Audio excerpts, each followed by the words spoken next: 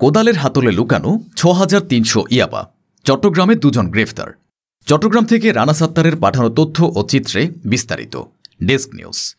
চট্টগ্রামে কোদালের হাতলের ভেতরে লুকিয়ে কক্সবাজার থেকে ইয়াবা পাচারের সময় দুইজনকে আটক করেছে মাদকদ্রব্য নিয়ন্ত্রণ অধিদপ্তর চট্টগ্রাম মেট্রো ইউনিট। শনিবার ১২ অক্টোবর ২০২৫ রাত ৯:৩০টার দিকে নগরের বাকুলিয়া থানার রাজাখালী এলাকায় এ অভিযান পরিচালনা করা হয়। ডিএনসি চট্টগ্রাম মেট্রো ইউনিটের সহকারী পরিচালক অভিযান ও গোয়েন্দা জানান, গোপন সংবাদের ভিত্তিতে অভিযান চালিয়ে একটি প্রাইভেট কার তল্লাশি করা হয়।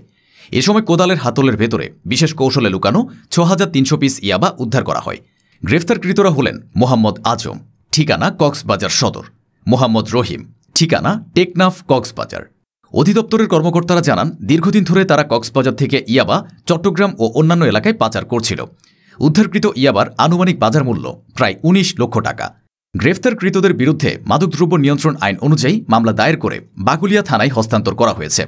ডিএনসি জানিয়েছে, মাদকের বিরুদ্ধে এ ধরনের অভিযান অব্যাহত থাকবে।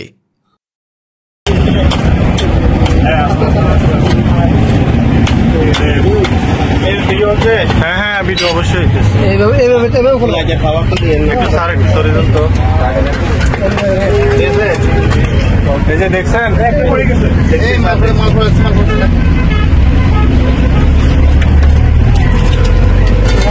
রোমিত লাইট মারা লাগবে।